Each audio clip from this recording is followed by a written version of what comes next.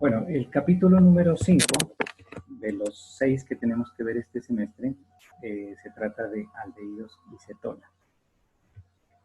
Bueno, los aldehídos y las cetonas en algunos libros se denominan compuestos carbonílicos porque contienen en su estructura este grupo que es CO, ¿sí? Como pueden ver aquí en la parte inferior, y a ese grupo técnicamente se le llama el grupo carbonilo. Entonces, en algunos libros no van a encontrar esto con el tema de, sobre todo en algunos libros de versiones de años anteriores, como el 2000, van a encontrar que no dice aldehído y cetona, sino compuestos carbonílicos. Se refiere a lo mismo. Actualmente en los libros es más común decir aldehídos y cetonas. Bueno, los aldehídos tienen esta estructura y las cetonas, la estructura que está aquí a la derecha. Bueno, ¿cuál es la diferencia entre el uno y el otro en cuanto a la estructura? Que el grupo carbonilo en los aldehídos va a estar siempre acompañado de un hidrógeno. ¿Listo? No. Tanto los aldehídos y las cetonas van a tener el grupo carbonilo y a él conectado dos sustituyentes. En los aldehídos, uno de esos dos sustituyentes tiene que ser necesariamente un hidrógeno. Y el otro, como lo indica aquí abajo, este otro puede ser un hidrógeno, ya puede ser un grupo metilo, un grupo etilo, puede ser un ciclo, puede ser un aromático, lo que sea. Este grupo de acá puede ser diferentes cosas. En las cetonas, tanto R como R', digamos, o R1 y R2, como le quieran llamar, que acompañan el grupo carbonilo, deben ser distintos de hidrógeno, ¿no? Porque si fueran desde hidrógeno, pues entonces ya no sería una cetona, sino que si hay al menos un hidrógeno ya sería un aldehído. ¿Listo? Bueno, eso en cuanto a la parte estructural. Entonces, les repito, el grupo carbonilo en los aldehídos necesariamente con un hidrógeno y un sustituyente. Y en las cetonas, los dos tienen que ser sustituyentes distintos de hidrógeno. Bueno, ¿en dónde están? ¿No? Para que ustedes tengan una idea de dónde están tanto aldehídos como cetonas, ¿no? Ahora vamos a ver la nomenclatura más adelante, por ahora no se preocupen por eso. Pero, por ejemplo, hay cosas que a nosotros nos huelen bien, nos saben bien, etcétera, ¿no? Entonces, por ejemplo, miren aquí hay unas estructuras, unos ejemplos. Por ejemplo, el aroma de la mantequilla, que es tan agradable, ¿no? Tan rica, entonces es porque tiene un aldehído, que se llama el butiraldehído o butanal. ¿De acuerdo? La vainilla, que es uno de los saborizantes más empleados en la industria de alimentos a nivel mundial, ¿sí? Es un aldehído aromático, ¿sí? Es un aldehído aromático y se llama la vainilla, que es muy utilizada en la industria de los alimentos sobre todo, pero incluso algunos perfumes les echan un poquito de esto también. Bueno, una acetona aromática, miren, una acetona aromática, que es la acetofenona, es el sabor a pistacho de los helados, ¿de acuerdo? En los dulces, mentas, etcétera, que a veces nos dicen que son como un sabor anisado, como un sabor rico, dulzón, eso es de la canela, ¿no? Es porque tienen un aldehído, miren, que se llama el cinamaldehído. Bueno, el alcanfor que utilizan las abuelitas, ¿no? Para aromatizar los closets, miren, este es una acetona, ¿de acuerdo? Bueno, la piretrina, ¿sí? Que es una acetona, ¿sí? Aquí está, una acetona, tiene un aroma floral. Algunas pastas de dientes se les utiliza esta acetona que se llama carbona y en algunos perfumes se utiliza esta acetona que se llama la muscona. Hay distintas empresas muy importantes de la perfumería que tienen una línea que se llaman las líneas Musk, ¿no? Entonces es esto, miren, este perfume contiene esta acetona que se llama la muscona, ¿de acuerdo? Bueno, vamos a ver un poquito de cómo se nombran, ¿no? Esa parte no tienen que aprendérsela, sino para que ustedes vean la importancia de una manera genérica de los aldehídos y las cetonas. Bueno, vamos a ver primero la nomenclatura de los aldehídos. Los aldehídos tienen dos tipos de nomenclatura, una nomenclatura IUPAC y una nomenclatura común. La nomenclatura IUPAC se compone así, miren.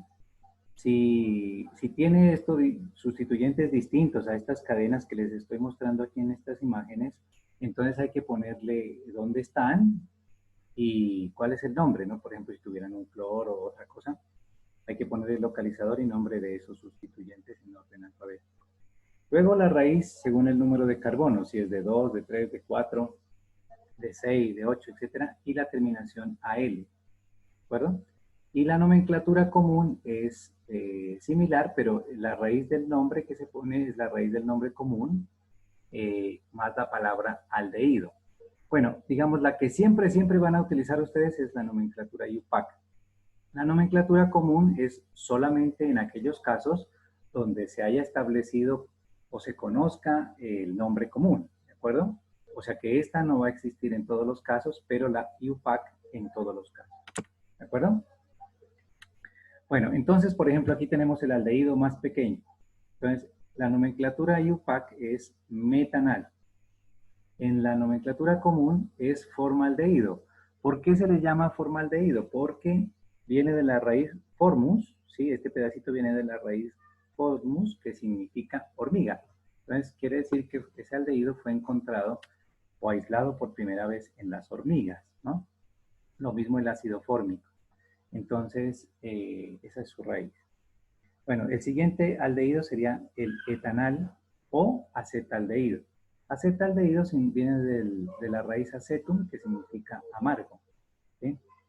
Luego sigue el de 3 carbonos, que se llama propanal, o también conocido como propionaldehído. Viene de la palabra protuspión del griego, que significa primera grasa, ¿sí? Entonces, es el aldehído, digamos, uno de los primeros aldehídos en las grasas, quiere decir. Bueno, tenemos este, ¿no? El de 1, 2, 3, 4, el de 5. Se llama pentanal o también valeraldehído. ¿Por qué se llama valeraldehído? Porque es aislado de la planta de valeriano, ¿de acuerdo? Entonces, aquí siempre van a tener el nombre común, entonces no les he puesto más ejemplos porque son fáciles. Entonces tenemos, ¿no? Siempre metanal, etanal, propanal, butanal, pentanal, hexanal, heptanal, octanal, etc. O sea, de ahí siguen en adelante de esa manera. Simplemente es la raíz del nombre que le dábamos a los alcanos, ¿de acuerdo?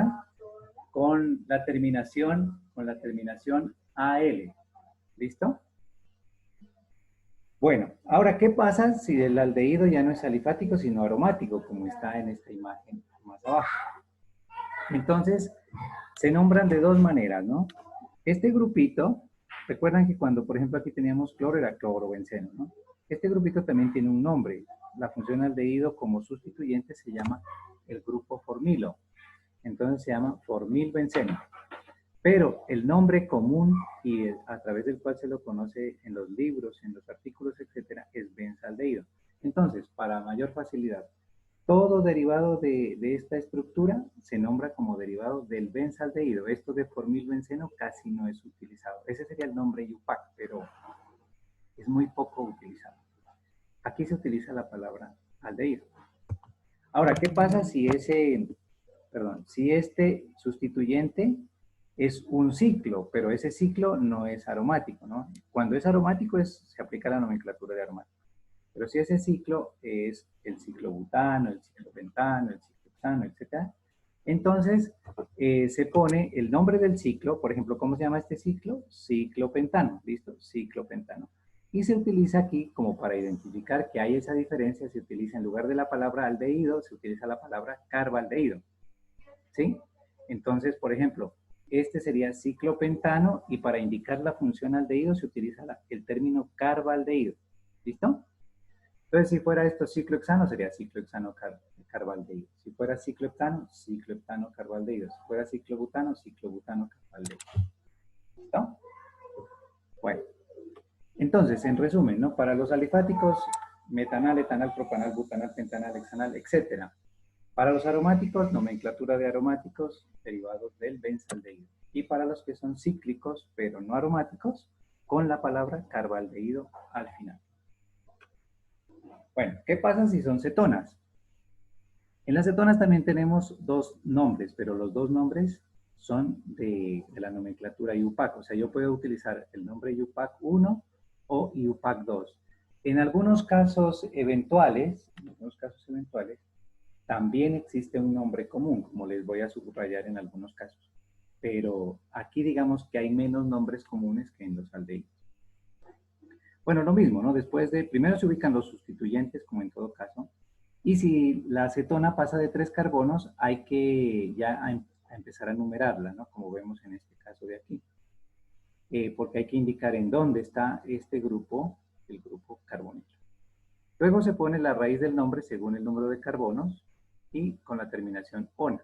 Entonces, la más chiquita que existe es la propanona, ¿no? Luego sigue la butanona, la pentanona, la hexanona, la heptanona, etc.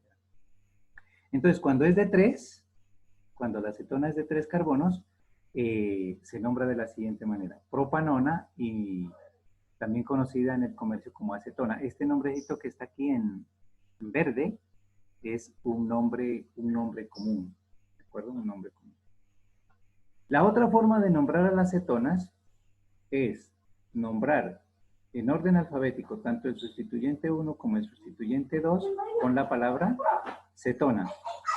Con la palabra cetona. Entonces, por ejemplo, en este caso sería metilo, ¿no es cierto? Por ejemplo, sería metil cetona, pero cuando los sustituyentes son iguales, se repite simplemente aquí, no se dice pues metil, sino se dice dimetil cetona. Entonces, veamos por separada las dos nomenclaturas para que me entiendan mejor. Por ejemplo, esta cetona de 3 se llama propanona. La de 4 ya se llama butanona, pero hay que indicarle en dónde está el grupo carbonilo, en este caso en el carbono 2, ¿de acuerdo? Si fuera de 5 sería la pentanona, pero hay que buscar en dónde está el grupo carbonilo. Entonces, cuando tenemos cetonas, se numeran por el extremo más cercano a donde esté este CO, ¿listo? Sino que aquí, por ejemplo, este CO pues ya no puede estar en otro lado, por eso no se numera cuando son de 3 carbonos. Bueno, entonces, vamos a ver el nombre acá. Les decía que se utiliza el nombre de los sustituyentes con la palabra cetona. En este caso, como es el mismo, se dice dimetilcetona. Pero en este caso, por ejemplo, ya no son iguales, miren. Este es el grupo etilo para el lado izquierdo y este es el grupo metilo para el lado derecho. Entonces, se ordenan alfabéticamente etil, metil, cetona. Entonces, quiere decir esto. Etil, metil y la palabra cetona indica esta función. ¿Listo? Bueno, ¿qué pasa si la acetona es aromática? Así como cuando veíamos el caso de los aldehídos aromáticos. Tienen un nombre común que se llama acetofenona, entonces se pueden nombrar como derivados de la acetofenona en este caso, o si no, siempre se puede emplear el nombre UPAC2. El benceno, cuando está como sustituyente, se cambia a la palabra fenilo, y este pues es el grupo metilo, entonces se puede decir fenil, metil, cetona, ¿no? Que es el nombre que está aquí a la derecha. ¿Listo? Ahora, ¿qué pasa si la acetona es cíclica? Miren, ahora les muestro la diferencia con los aldehídos cíclicos, ¿no? Cuando una acetona es cíclica es porque el CO, este carbono del CO de la función cetona, hace parte del ciclo. En ese caso es una cetona cíclica. Y se pone pues simplemente el nombre del ciclo terminado en la terminación ona. ¿Sí? Entonces, por ejemplo, esta es la ciclopentanona. Si fuera más grande, por ejemplo, podría ser ciclohexanona, cicloheptanona, ciclooctanona, etc. Miren, aquí la función cetona está dentro del ciclo. Observen en la diapositiva anterior que la función aldehído está por fuera del ciclo. ¿Sí lo ven? O sea, por eso les puse un ejercicio similar en la siguiente diapositiva. En las cetonas está aquí, ¿de acuerdo? En los aldehídos está por fuera. Entonces, cuando está por fuera es un aldehído y cuando la función carbonilo está aquí dentro de este ciclo, pues es una cetona. ¿Listo? Bueno, ahora, los aldehídos y las cetonas tienen muchísimas reacciones, ¿de acuerdo? Son una gran cantidad de reacciones que tienen. Yo les voy a enseñar las que tradicionalmente se utilizan para la identificación, o sea, si ustedes van a un laboratorio, en los colegios o están en la universidad, son las reacciones tradicionales que se hacen y son las que aparecen en la guía de laboratorio que habíamos acordado hacer con ustedes en este semestre. Entonces, por ese lado también les sirve. Bueno, entonces si yo creo que una sustancia que me llevan al laboratorio es un aldehído o una cetona, ¿de acuerdo? Y le dicen, señor analista o señor profesor, usted, por favor, dígame si estoy frente a un aldehído o una acetona. Entonces usted tiene que iniciar haciendo una prueba que se llama la prueba de la 2,4-dinitrofenilhidracina. ¿De acuerdo? ¿Para qué sirve esa prueba? Esa prueba, si da positiva, le indica que se trata de un aldehído o de una acetona. No que es un aldehído o que es una acetona, sino que usted le dice, en ese frasco que me trajo, tiene usted un aldehído o una acetona. ¿Listo? Bueno, la 2,4-dinitrofenilhidracina es un reactivo de color naranja, mire. Entonces, por ejemplo, si usted tomó la muestra que le llevaron al laboratorio y la mezcla con la 2,4-dinitrofenilhidracina y se mantiene de este color naranja, no hay ningún cambio, entonces usted dice, ah, eso no es ni un aldehído ni una acetona. Se mantuvo de este color naranja y en ese caso usted puede decir que la prueba es negativa.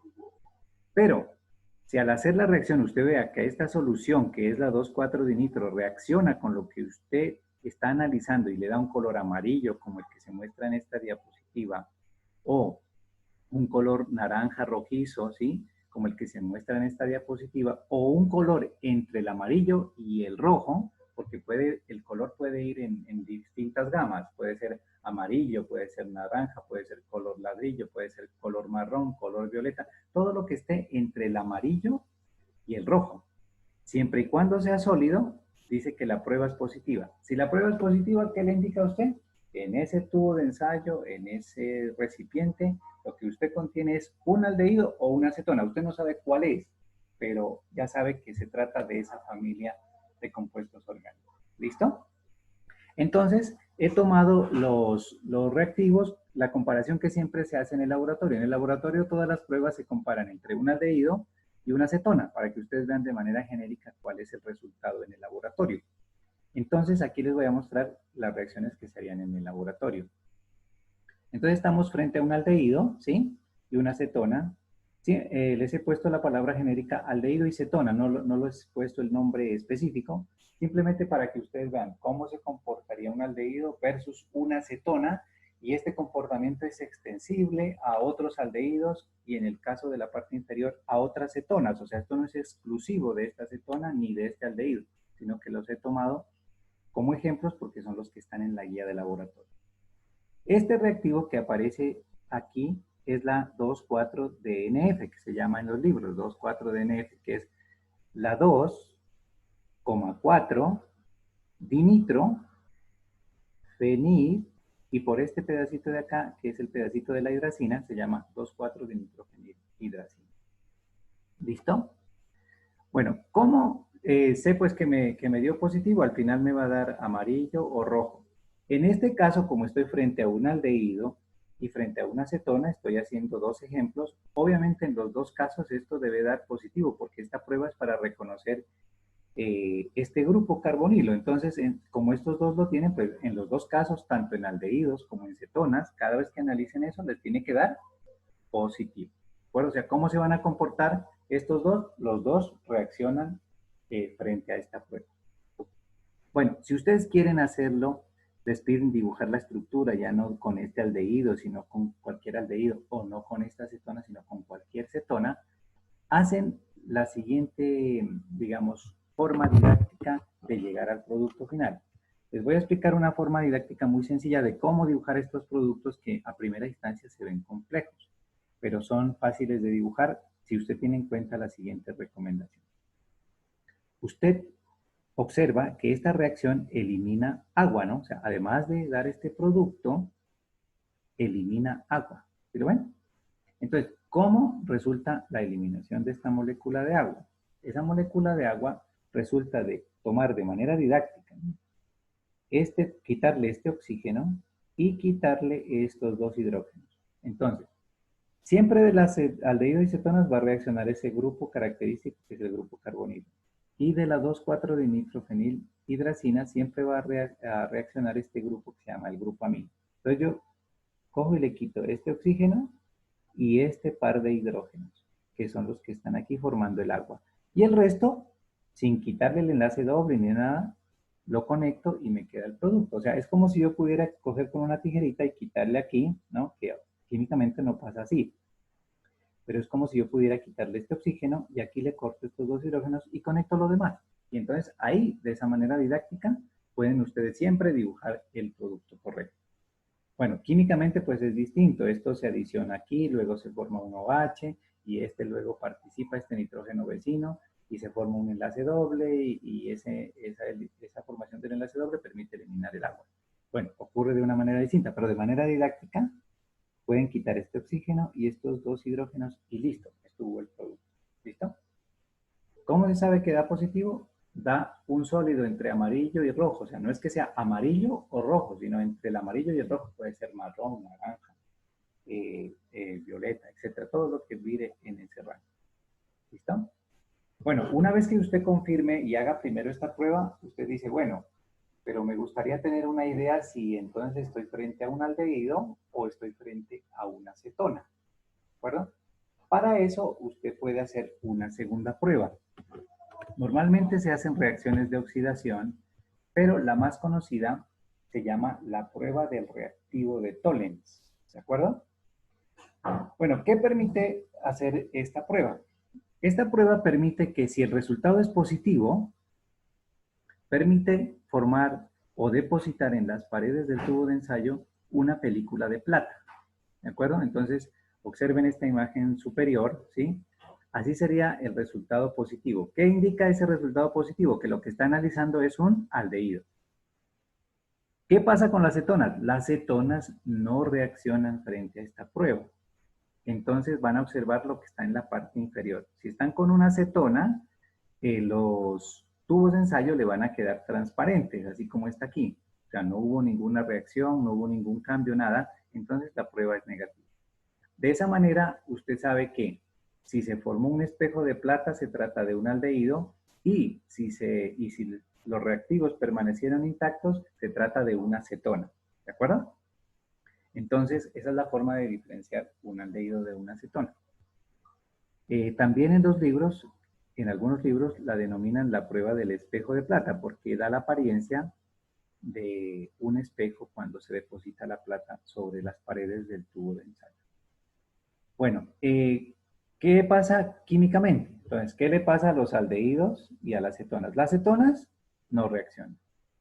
Y a los aldehídos les pasa lo siguiente. El aldehído se convierte en un ácido y la plata que estaba en el nitrato de plata, o sea, que hace parte del reactivo de Tollens, es nitrato de plata disuelto en hidróxido de amonio. ¿Qué le pasa a esta plata que está aquí? Esta plata cambia de su estado de oxidación y ella se precipita, ¿sí? Y queda como plata libre, y esa plata es la que se pega a las paredes del tubo de ensayo. Entonces, el aldehído se convierte en un ácido y la plata, que es la que nos permite ver que esto sucedió, pasa de estar en este estado a formarse plata metálica, ¿sí? Y se deposita en el tubo. Bueno, como les decía, así de esa manera yo puedo diferenciar. Entonces, por ejemplo, si a mí me ha dado positiva la prueba de la 2,4 de nitrogenilohidracina, sé que se trata de cualquier aldehído o de cualquier cetona. Y si luego hago la prueba del reactivo de Tollens y me dio positiva, ¿qué significa? Que ya no hace parte de la familia de las cetonas, sino que estoy frente a un aldehído. ¿De acuerdo? ¿Qué pasa si por el contrario la prueba del reactivo de Tollens me dio negativa? Entonces quiere decir que estoy frente a la familia de las cetonas, ¿no? Si me ha dado positivo, pues primero la prueba de la 2,4 de nitrogenilohidracina y luego negativa esta, quiere decir que ese reactivo pertenece a la familia de las cetonas, ¿no? Así se van clasificando. Bueno, ahora, digamos que me dio positiva la 2,4 de nitro, quiere decir que es cualquier aldehído o cualquier cetona. Como me da negativa esta, por ejemplo, si me diera negativa, quiere decir que está dentro de la familia de las cetonas, porque ya esta prueba solo resulta que reaccionan los aldehídos. Entonces, si yo quiero tener una idea adicional de qué, por ejemplo, de qué tipo de cetonas es, entonces hago la prueba número 3. ¿Sí? Esta prueba número 3 solo funciona para aquellas cetonas en donde uno de los dos sustituyentes, recuerden que las cetonas tienen dos sustituyentes, donde uno de ellos es necesariamente un grupo metilo. ¿De acuerdo? Solamente funciona para este tipo de cetonas. Si aquí yo tengo un grupo etilo, no sé qué, ya no funciona. ¿Sí? O sea, solamente es para aquellas que uno de los dos sustituyentes es exclusivamente el grupo metilo. ¿Por qué? Porque este grupo metilo es el que después va a terminar formando este compuesto que se llama iodoformo, por eso se llama así la prueba, que es un sólido amarillo. Miren, aquí en la imagen pueden ver que se forma un amarillo pálido que se deposita aquí en el tubo, indicando que la prueba es positiva. Entonces, cuando yo tengo ya grupos más largos aquí, se ha observado que eso no pasa. Entonces, ¿qué quiere decir? Entonces, si tomamos, ¿no? Si tomamos este análisis, si la 2,4 de nitrofenididracina le dio positiva, pues es de manera general un aldehído o una acetona, usted no sabe. Si luego la prueba del reactivo de Tones le dio negativa, significa que es de la familia de las cetonas, ¿de acuerdo?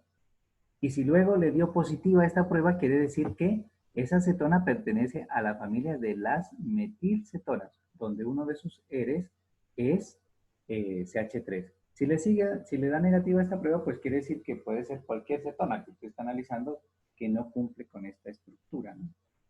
Entonces, por ejemplo, como debe cumplir esta estructura, naturalmente, con cualquier aldehído que usted haga esto, le va a dar negativo, ¿sí?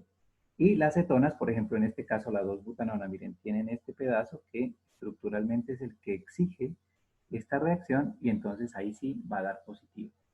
La acetona se convierte en un ácido y este CH3 se rompe de la molécula y da el iodoformo y más agua. Entonces, digamos, esas son las tres pruebas que se hacen en el laboratorio, ¿sí? En la guía de laboratorio y es en las que me he concentrado. Ustedes en los libros van a encontrar muchísimas reacciones.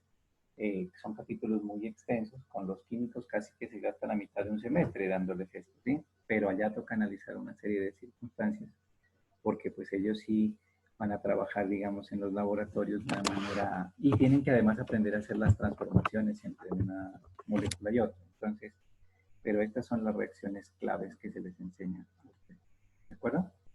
Bueno, entonces, eso, digamos, es lo que les quería presentar hoy, ¿sí? Eh, entonces, si tienen alguna duda, por favor, tenemos unos 10 minuticos antes de que se nos corte la primera sesión para resolverles esas dudas. Entonces, los escucho, joven.